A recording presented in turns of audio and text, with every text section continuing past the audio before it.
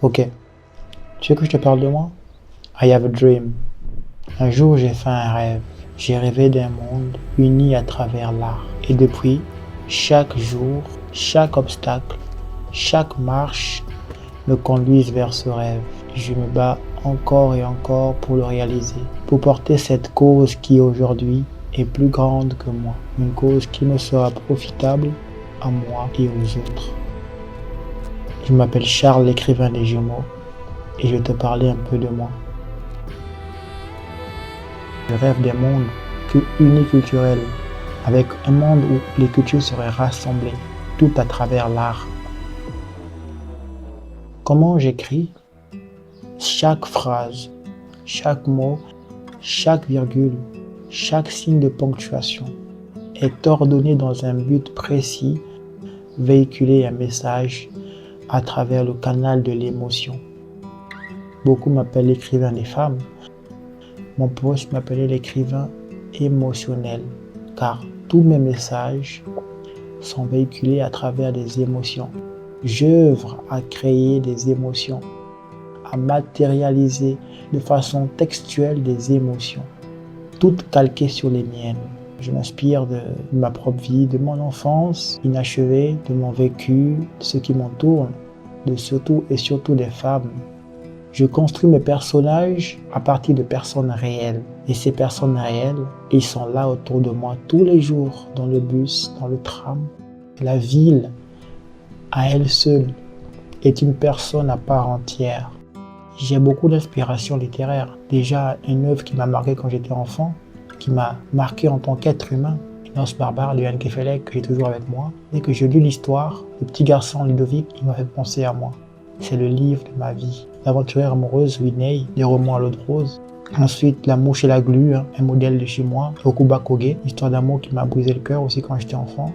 Il y a aussi Albert Cohen, Belle du Seigneur, un livre magnifique. Quand on s'y plonge, on n'a pas envie d'en ressortir très vite.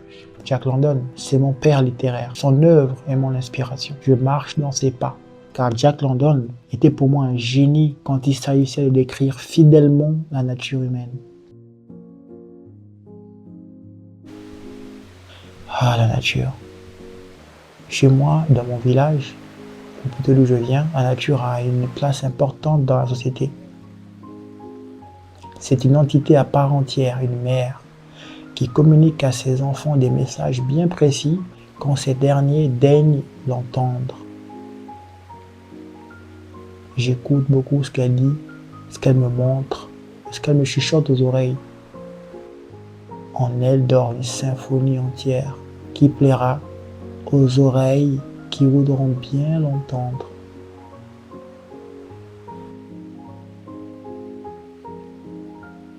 J'élabore entre ses mains, ses feuilles, ses arbres, cette terre sous mes pieds, le vent, la fraîcheur, la douceur, ses caresses.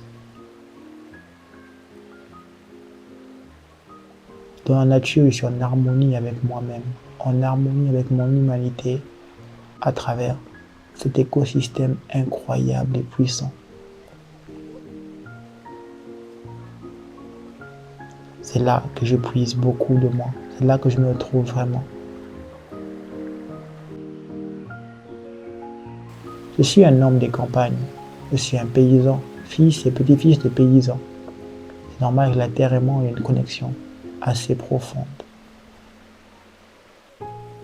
Autre chose à te dire sur moi, pourquoi l'écrivain des Gémeaux? Parce que je suis un auteur de la dualité.